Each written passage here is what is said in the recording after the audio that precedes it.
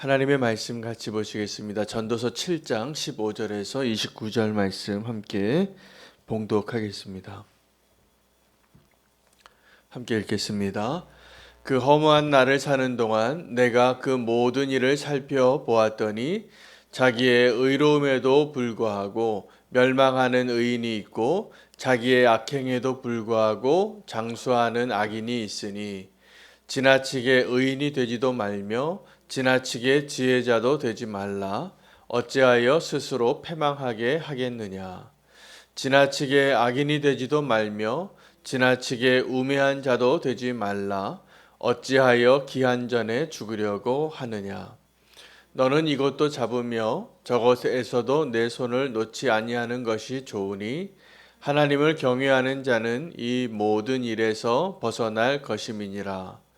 지혜가 지혜자를 성읍 가운데에 있는 10명의 권력자들보다 더 능력이 있게 하느니라. 선을 행하고 전혀 죄를 범하지 아니하는 의인은 세상에 없기 때문이로다. 또한 사람들이 하는 모든 말에 내 마음을 두지 말라. 그리하면 내 종이 너를 저주하는 것을 듣지 아니하리라. 너도 가끔 사람을 저주하였다는 것을 내 마음도 알고 있느니라. 내가 이 모든 것을 지혜로 시험하며 스스로 이르기를 내가 지혜자가 되리라 하였으나 지혜가 나를 멀리 하였도다. 이미 있는 것은 멀고 또 깊고 깊도다. 누가 능히 통달하랴. 내가 돌이켜 전심으로 지혜와 명철을 살피고 연구하여 악한 것이 얼마나 어리석은 것이요 어리석은 것이 얼마나 미친 것인 줄을 알고자 하였더니 마음은 올무와 금을 같고 손은 포승 같은 여인은 사망보다 더 쓰다는 사실을 내가 알아내었도다. 그러므로 하나님을 기쁘게 하는 자는 그 여인을 피하려니와 죄인은 그 여인에게 붙잡히리로다. 전도자가 이르되 보라 내가 낱낱이 살펴 그 이치를 연구하여 이것을 깨달았노라. 내 마음이 계속 찾아보았으나 아직도 찾지 못한 것이 이것이라. 1000사람 가운데 한 사람을 내가 찾았으나 이 모든 사람들 중에서 여자는 한 사람도 찾지 못하였느니라. 내가 깨달은 것은 오직 이것이라. 곧 하나님은 사람을 정직하게 지으셨으나 사람이 많은 꾀들을 낸 것이니라. 아멘. 하나님의 말씀입니다. 오늘 특별한 강사님을 하나님께서 이 평신도 설교 주간에 세우시고 허락하셨습니다. 최재영 집사님, 늘 삶으로 또 주님을 사랑하고 교회를 사랑하는 집사님이십니다. 오늘 신앙의 균형과 조화라는 제목으로 말씀 전해 주실 때 큰 은혜 받으시기 바랍니다. 박수로 환영하도록 하겠습니다.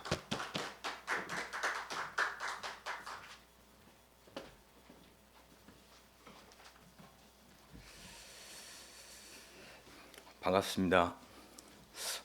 먼저 말씀을 전하기에 앞서 주일날 목사님께서 평신도 새벽 주간 광고를 하시며 모든 성도들을 이 자리 가운데 세우신다는 말씀에 매도 먼저 맞는 것이 낫구나 라는 위로를 좀 받았습니다. 이번 평신도 새벽 주간 설교를 준비하면서 이렇게 부족하고 모자란 저를 말씀의 도구로 사용하시는 하나님이 얼마나 위대한 분이신지 다시 한번 깨닫습니다. 연약하고 부족하지만 흔쾌히 말씀의 도구로 사용되기를 기쁨으로 순종합니다. 우리는 가끔씩 가족들과 여행을 가서 아름다운 산과 바다를 보면서 가슴이 탁 트이고 정말 상쾌함을 느끼며 스트레스가 풀려 힐링이 되는 것을 경험을 합니다. 복잡한 도심에서는 정말 느낄 수 없는 감정을 우리가 경험을 합니다. 왜 그럴까요? 만약에 헐벗은 산과 혼탁한 바닷물을 보고도 이런 감정을 느낄 수 있을까요? 아마 그렇지 못할 것입니다. 그것은 아름다운 자연이 균형과 조화를 잘 이루었기 때문에 상쾌함과 힐링을 느낄 수 있었을 것입니다. 그렇다면 그리스도인들은 어떻게 균형과 조화를 이루며 신앙생활을 할 수 있을까요? 오늘 지혜자는 전도서 말씀을 통하여서 한 문장으로 그 방법을 말하고 있습니다. 하나님을 경외하는 삶을 살아갈 때 우리는 믿음의 균형과 조화를 이루며 살아갈 수 있다고 권면하고 있습니다. 오늘 이 시간 지혜자의 권면의 말씀을 통해 믿음의 균형과 조화를 이루며 살아가는 것이 어떤 것인지 깨닫는 저와 여러분이 되시기를 소망합니다.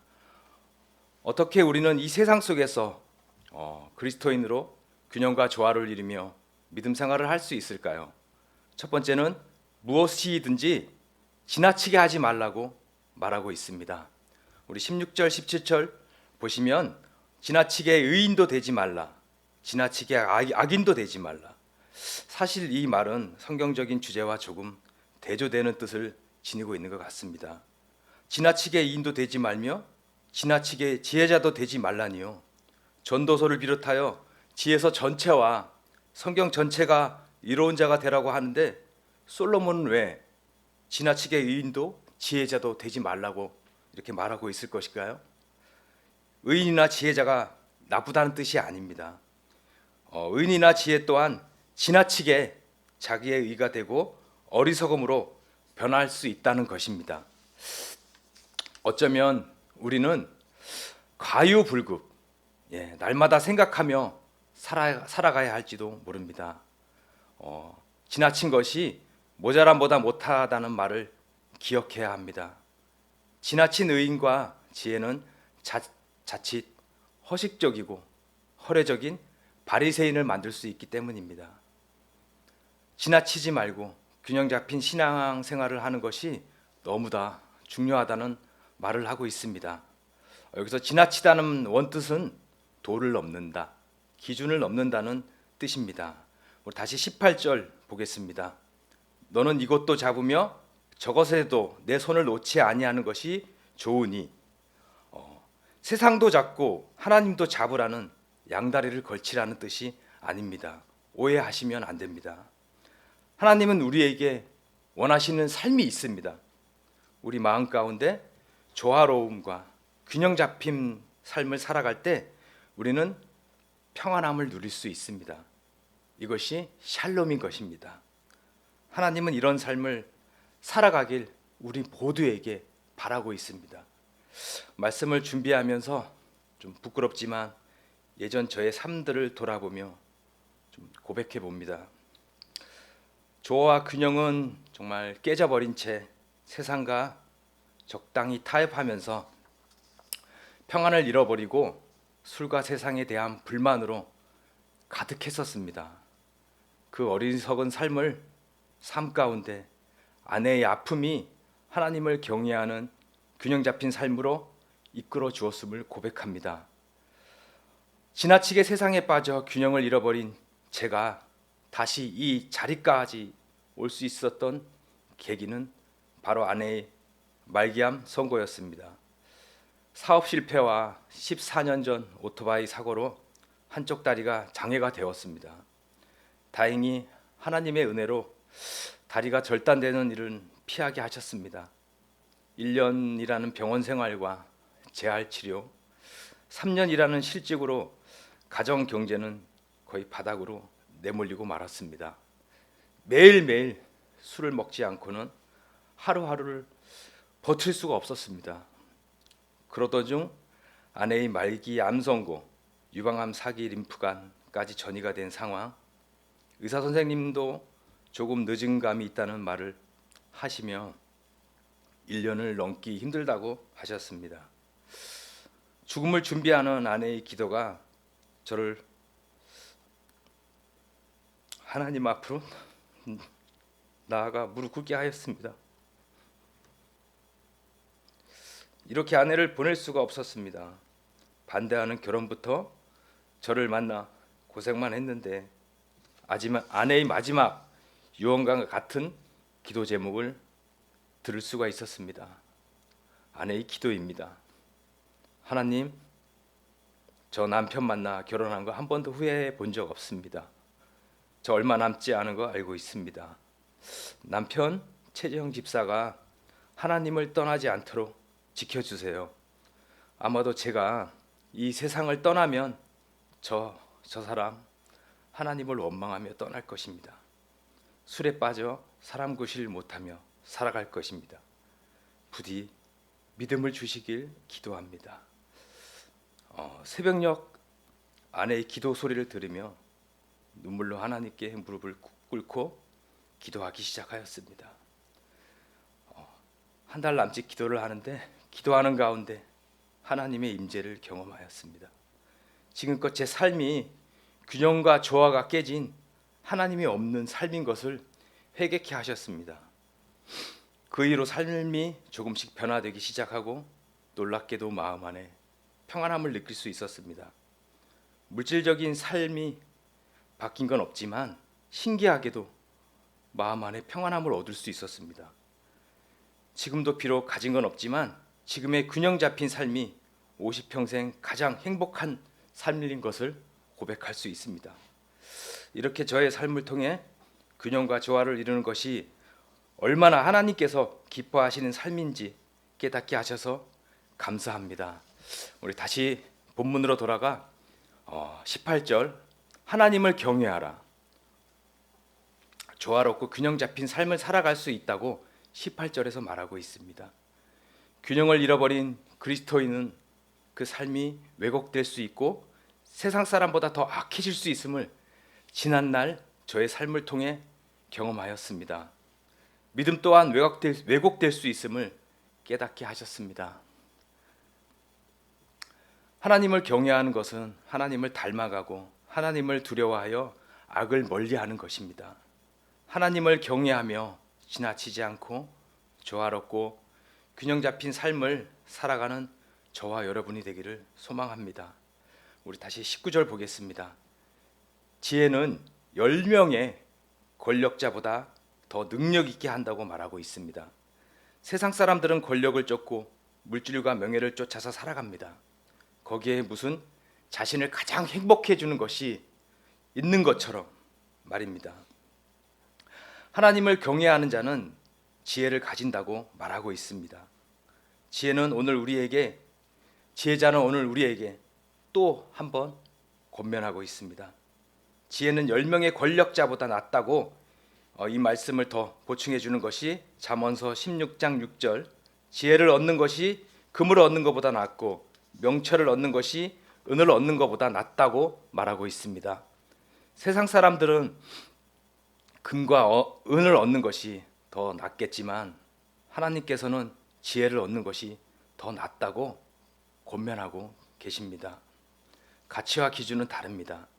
세상 사람들은 금과 은이겠지만 하나님을 경외하는 사람들은 지혜와 하나님의 말씀인 줄 믿습니다. 많은 권력과 금과 은을 소유하여 불행해진 사람들을 우리는 주위에서 많이 보았을 것입니다. 우리 마음 가운데 진정한 행복을 주는 것은 금과 은이 아니요 권력도 아닙니다. 그것은 바로 하나님의 지혜인 것입니다. 25절 26절에서 지혜자는 우리에게 이렇게 얘기합니다. 지혜와 명철을 살피고 연구해 보았더니 어리석은 것은 바로 악한 것이라고 여자를 비유하고 말하고 있습니다. 어떤 여인인가 하면 올무와 같은 여인이라고 말합니다. 모든 여자가 다 그런 것은 아닙니다. 오해하지 마시기를 바랍니다. 솔로몬이 패망한 원인은 바로 이방 여인을 아내와 첩으로 들여 우상을 섬기면서부터입니다. 지혜자는 절대 선택하지 말라고 말하고 있습니다. 눈에 보이는 것을 쫓지 말고 눈에 보이지 않는 말씀을 쫓아서 살아가야 됨을 깨닫습니다. 28절을 보시면 지혜로운 사람을 찾고 있습니다.